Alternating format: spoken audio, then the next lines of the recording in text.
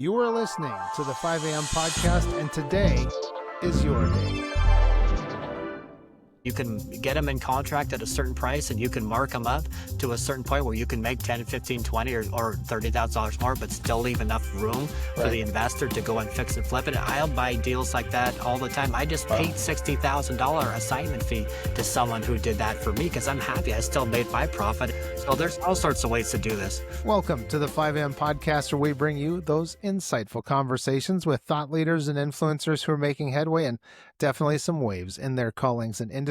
Well, today we are joined by Scott Durham, a remarkable real estate entrepreneur who's transformed his life, would you believe it, from working nights and weekends at a hotel desk, evenings and weekends, but he completed over 400 successful real estate deals. Scott now consistently flips homes for profits ranging from $50,000 to $150,000. Mr. Durham's journey wasn't without challenges, but his strategic approach to working smarter, not harder, has created a business model that provides both substantial income and what we're looking for, genuine freedom. Now, a warm welcome to you wherever you are listening or watching from. We do appreciate you being here. Please consider sharing this with 3 of your friends. I know many are going to enjoy this conversation, and I think others are going to actually take a step further and actually profit from this conversation. Scott Durham, welcome to the 5 a.m. podcast. Michael, thank you so much for having me. I'm super excited to be here. Yeah, I love talking about real estate and flipping houses, and we had a great conversation before I hit the record button. So we're gonna roll back the clock a little bit, and we're gonna ask you about that journey from hotel desk clerk to successful real estate investor. It's really an inspiring account of a transformed life. I want to ask you, what was the defining moment that made you realize you needed to change the path and pursue real estate? Gosh, it was really 2 things. One, they had given me a cell phone, and at first I was so excited. I was a young kid. I thought it was so important. Oh, If yeah. they could get a hold of me 24/7, whether I was on the clock or I was off the clock, they could get a hold of me because somebody needed me, and boy, was I important. And then we went over to a training, and it was training to get people ready for management and to take the next step in the career. And they said, "Scott, we're glad that you're here, but we want to make it perfectly clear that if you want to make money, this is not the industry for you. And if you want to make money, this is not the company for you." And I said, "Well, wait a minute. I'm working 24/7. Yeah, I enjoy it. I like the people I work with. It's great. But you're telling me I have to do all this and I might as well be if I'm going to work for a nonprofit, I'm going to go do a nonprofit. I'm not going to work for Marriott, right?" Yeah. So I said, I want to do more. I want to make more of my life. And I wanted to go into business for myself. And that's why I said, you know what? Why don't I give real estate a shot? If I sold one house, I could probably make the same amount of money on one deal that I'd make in a year working the front desk at a hotel. Yes. Yes. And it was a light bulb moment for you. Big time. Now, some people that might be listening, they might say, well, maybe I've missed the boat. Maybe the real estate market's not right. Maybe I'm too old. How do you respond to these objections of people that feel the market's no good or it's too late to get started? Well, I empathize with you, but the fact is, it's nonsense. It's not true. Anyone can do this. I'm not smarter than anybody. I'm not better than anybody. I just made the decision to do this. And if I believe, I strongly believe that with the right help, that anyone can do this if they just create a plan, do some research, develop a plan, and then stick with it. There's going to be times that you're excited to do it and you're all in, and it's easy to do the actions then. But there's going to be other times where you don't feel like doing it, and those are the times. That's when you really see the progress. You've got to stick to it each and every day. And if you do that over time, I promise you that you will see success. Right. And so it's persistence and discipline in the process. So 1000%. if somebody, they're listening to us, their interest is maybe a little piqued and they're thinking, we've been squirreling away $25,000, $30,000. Yeah. I wonder, Scott, is there something that can be done with some stacks of cash like that?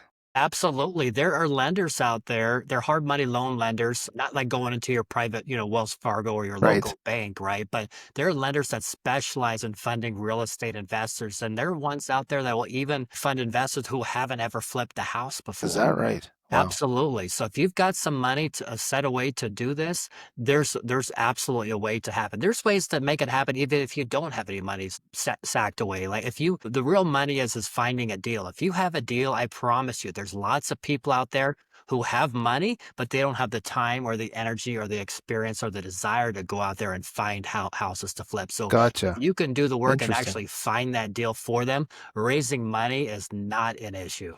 Wow. Well, that's music to my ears and probably a lot of other people too, because you and I were talking about that soul sucking 9 to 5, or like you probably felt they gave you a cell phone and you're like, yeah, man, I'm Yeah. a Aren't big I time. somebody? And then all of a sudden you realize, and like I've said to my wife, boy, the only time I'm not guaranteed to work is when I'm asleep. That's And right. so people need that change. And can you? There's some other things I want to talk to you. I'll ask you this question. We'll talk about the sizzle and the steak and all Sure. of that stuff coming up. But you've completed over 400 real estate deals, so you are a man who knows whereof he speaks. So looking back, let's say three fundamental principles that have been most crucial to your success. What are they? Really, it's being comfortable getting outside of my comfort zone. I know that when I first got, it's not like it's all been roses and all was easy when I quit working as a kid, working in a hotel and started becoming a real estate agent. It was hard and I struggled and I went through the Great Recession. I went through all that. But really, it comes back to what I was talking about just a couple minutes ago. There's so much information available on the internet for free, right? You can go out there on great podcasts like this and grab it, but it's about what you do with it. So there's enough information out there to develop a plan, Mm-hmm. but you got to set a timeline on how long you're going to be in the research mode and determine when you're going to get into action. And just really, again, it's about the discipline and the consistency on following through to yourself, the promises that you make to yourself and your family, and doing what you say you're going to do. And if you do that, that's what I've noticed. I've had all the success in my life is that when I've actually created a plan, because it's so easy to get excited for a new idea. And I love that myself. I'm a salesperson. I love to be sold. I kind of, you can have the shiny object syndrome of the next latest and greatest thing that comes by, but really picking what you're going to do and staying focused on it and doing it with consistency. And I will say honestly too, I'm a Christian. The more that we've honored the Lord with our finances and how we obey him, the more that we've been blessed in our lives. So that is first, but those three things are really what's made the difference in our life. Well, that's wonderful. So speaking of the research, then you've mentioned um, 30 to 40%, buying properties that are 30 to 40% below market value. Can you walk us through exactly how you find and secure deals like these with such discounts? Yeah, it's a great question. So there's a number of ways to do it, and certain ways are better to do it for certain people rather than others, depending on what their time and experience and budget are. But there are ways to do it from just finding properties that are literally listed online on Zillow or Realtor.com or whatever website that you use, but they need work. They usually have keywords in the listing description such as handyman special or Yeah. TLC, which stands for tender loving care, or cash only or inherited house, something along the lines where you can go in there, or even if it just looks like your grandma's house, right? It has Mm-hmm. nothing's been touched for 30 years. You Yep. go in there, you can put some updates into it. And not that these deals are falling out of the sky, but again, those two words again with discipline and consistency. If you go through the properties that are listed every day, it's so easy. It's 2025. You can set up search alerts on any one of these websites where you get automatically notified when a listing comes through that has one of those keywords in them. So you don't even have to spend hours searching through. Just when one comes through, you have to look at it right away. And if it's a good deal, you have to act. Your children's financial future is too important to delay. Start their golden future at myinstantgold.com. Yes, that act and that intention. Yeah.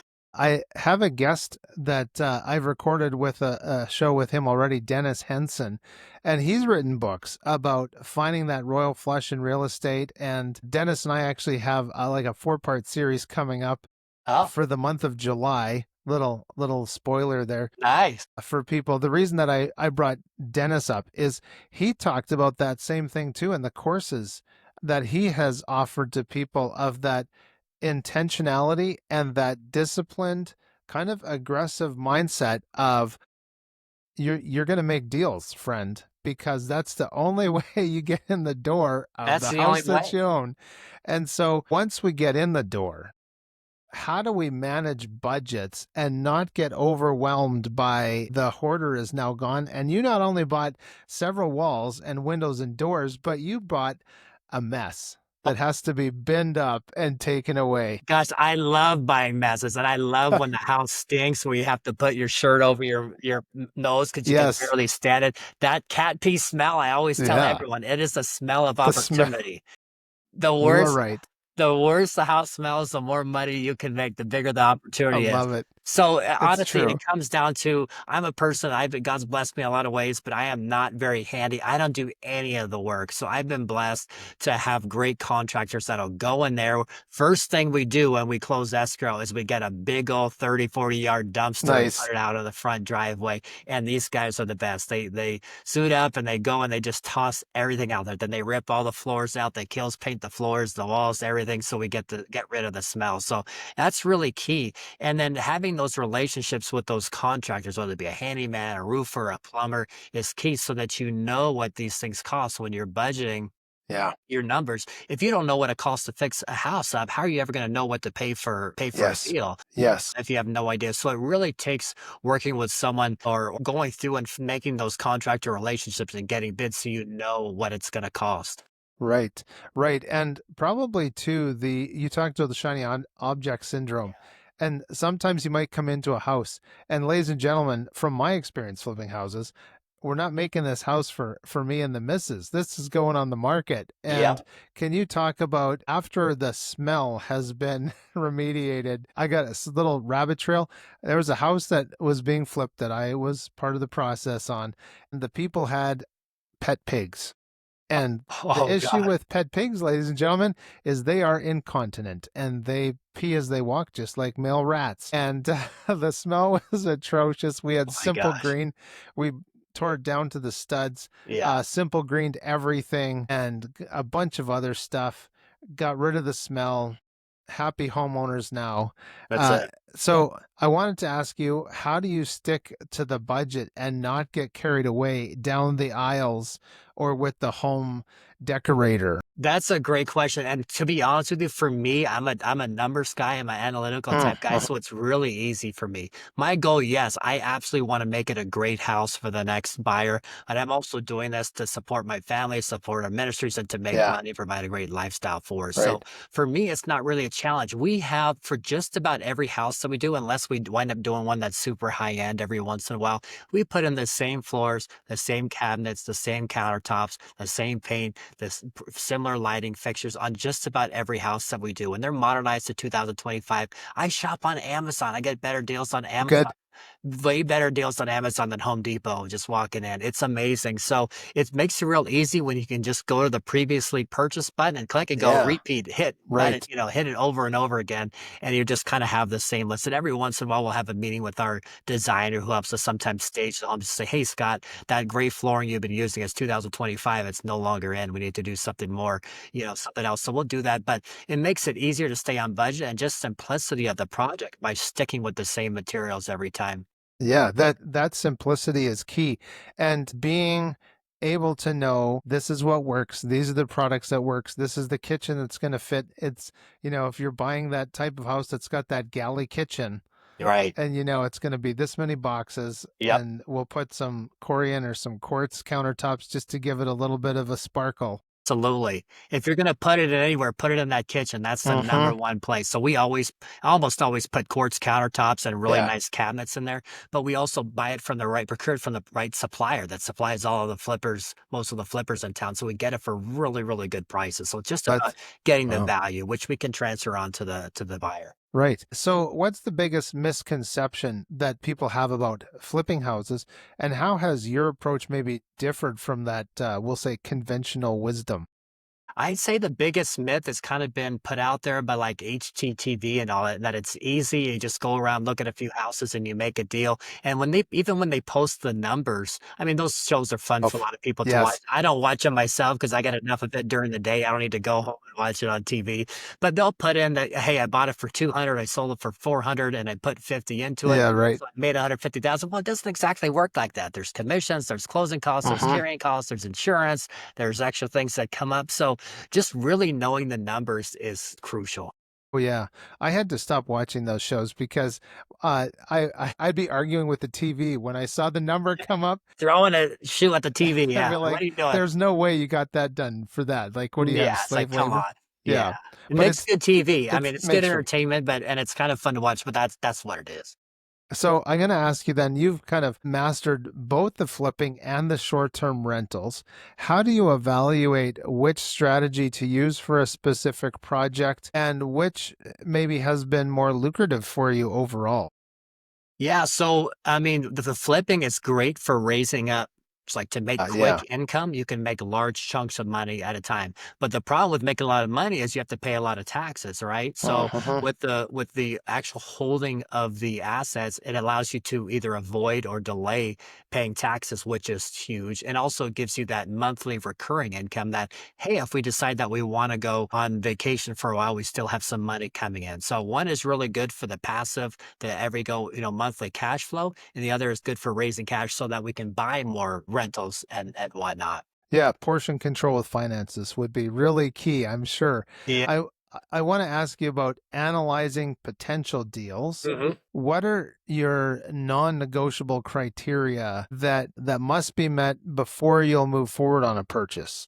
Well, we kind of have a simple rule that we follow, and it's called either the 70% or more recently, because it's more competitive, we'll go to the 80% rule. So we'll figure out what we can believe we can sell the property for after all the repairs are done. So after the new floors are in, after it's looking 2025 modern, whatever we're going to do to it. Then we'll multiply that number times zero point 0.8 to account for all the closing costs, commissions, and profit. And then we'll minus our repair cost. And if we can get a deal somewhere around that number, we'll take a hard look at moving forward with it. And then from there, we'll just make sure that there's nothing crazy structural or some kind of crazy repair that even if after we repaired, like if there's a significant structural issue, even Right. after we repair it, oftentimes it'll still have that stigma and it'll make it take much longer. And we just don't want to get into that. We'd rather do more simple. There's plenty of other opportunities out there that are more simple. So as long as the rehab isn't too crazy and it could be a good house and it meets our numbers criteria, we'll definitely take a hard look at it.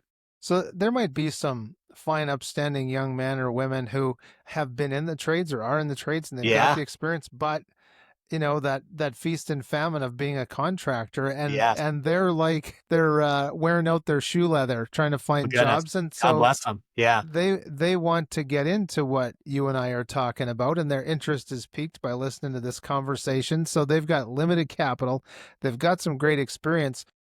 Do you have stories or examples of creative financing strategies, whether you found them effective or you've seen some other people really do some creative financing to kind of help the investor and also help the people that maybe have the know-how but not the money? Yeah, I think the biggest thing is partnerships, right? So if you have the know-how, especially if you have the know-how on how to do the construction, and you can do help with that part and you can get out there and find a deal, like I promise you, it's super easy to find someone who has money that wants to invest in real estate, who's happy to realize those returns. So partner with someone. You find the deal, you do all the work, manage the rehab, and you wind up selling it. And then someone else puts up all the money and just split the profits 50-50. I've seen it happen. And then the investor's happy because they're getting a passive, really nice return, far outweighs what they can get of just leaving it in the bank, or, it diversifies them from just being in the stock market or whatever else they're doing. And it's also fun. This is something It that is. there's a big TV network because people just love doing this. So Yes. they can tell their friends, hey, I'm involved in flipping a house. And it's like, oh, really? It's really, you can be the cool Yes. guy at the cocktail party, right? So That's right. it's good for the money guy and it's good for the worker guy. And then eventually, you can keep partnering with them if you want, or once you raise enough money, make doing this on your own, partnering 50-50. If you save that money, well, then you may not need the money guy anymore. That's right. You can just do it on your own or just get loans for it. Right. So I think that is really an underutilized way to get started. The other thing you could do is if you don't want to do any actual, if you want to just go find deals, you can bring them to me. You can bring them to a local real estate investor and you can get them in contract at a certain price and you can mark them up to a certain point where you can make 10, 15, 20 or $30,000 more, but still leave enough room for the investor to go and fix and flip it. I'll buy deals like that all the time. I just paid $60,000 assignment fee to someone who did that for me because I'm happy. I still made my profit and I don't begrudge them for making one too. Of So there's course. all sorts of ways to do this. Okay, so now we've really piqued some interest, and there's ears that they've stopped their surfing because they're like, "Whoa, wait a second, this is possible." Yeah. So, brother Scott, tell us how the people can get in touch with you. Yeah, absolutely. The best way to get in touch with me is through my Instagram account. Hopefully, we'll post a link here, but it's at real REAL dot Scott Durham, SCOTTDURHAM. And I'm actually doing a free 5 day one-on-one training for certain people that apply. We kind of have limited spots, but we're offering that out to people as we get our coaching business going. So I'll train you for 30 minutes a day, 5 days one-on-one, no catch, no pressure, no obligation, no nothing. You just have to go to Instagram and hit the link and apply for a spot. Well, that sounds it's like, ladies and gentlemen, it's not even a shut up and take my money kind of situation because he wants to coach you for free. That's right. So, if you've been waiting for your sign, brothers and sisters, ladies and gentlemen, you Here give it Scott is. touch base with Scott for sure. Yeah. So I want to ask you, how has your business and investment approach evolved over the last 5 to 10 years? So my business, I mean, so 10 years ago, I wasn't investing at all in real estate. I was a real estate agent, just helping people buy and sell homes.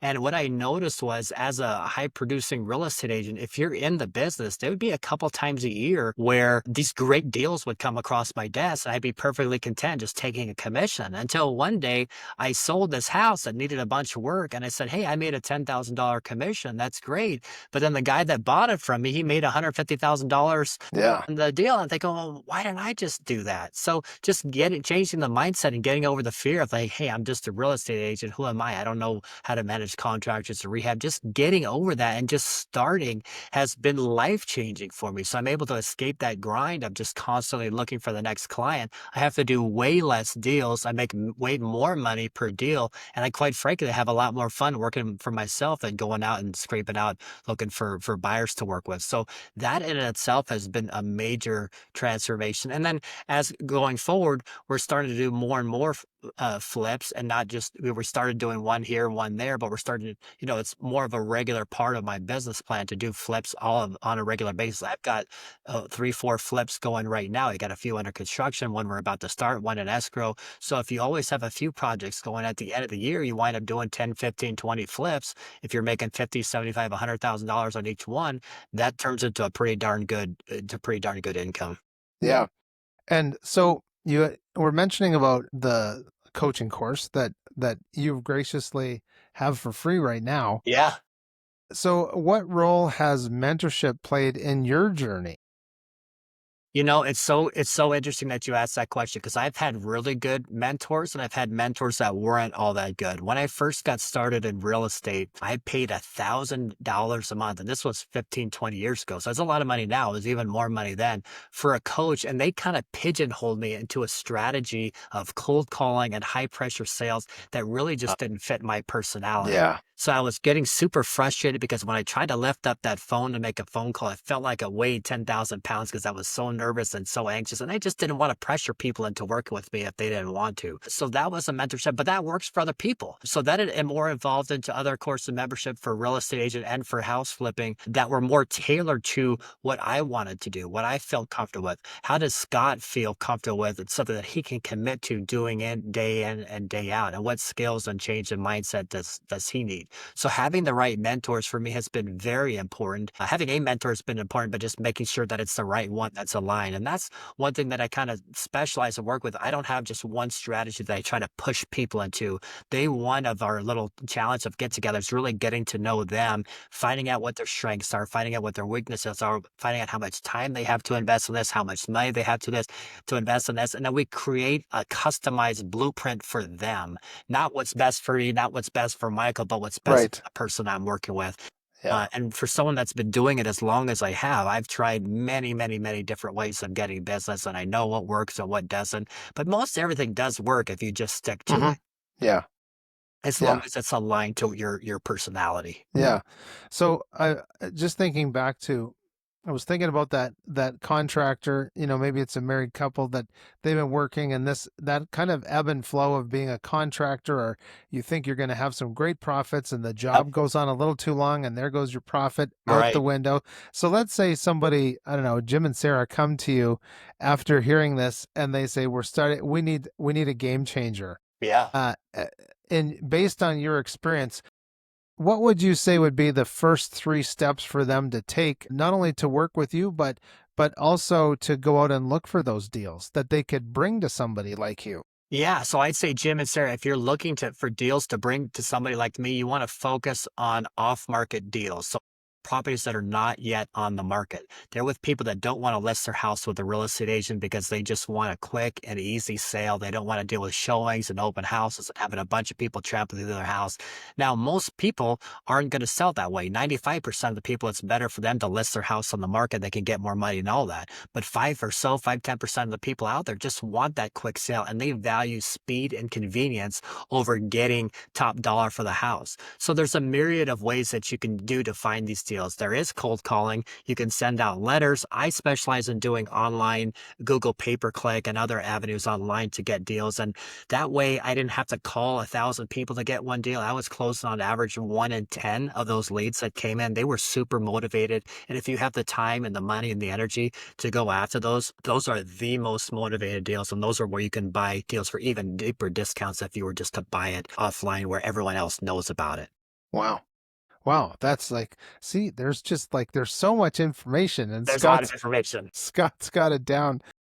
And really, there you have it, ladies and gentlemen. Honestly, what a conversation. I'm sure we could keep on going and going. I know I have more questions, but I'd like to remind you as our listeners that Scott does have a great website. He's got the Instagram, and you can also talk with Scott there. Scott, I got to give you a great big thank you and virtual handshake or high five for being with us today and sharing your insights. Thanks so much, Michael. It's been so much chat with you and appreciate you having me on. To our viewers, thank you so much for being here. We appreciate you joining in on the conversation. If you haven't already, please share this with 3 of your friends. And of course, we love those likes and subscribe button hits. We do appreciate those. Thank you for the shares. Seize your day, please, ladies and gentlemen. And remember to enjoy those sunrises, those sunsets, and all those adventures in between. I'm Michael Clausen. Tired of watching inflation eat away at your family's future?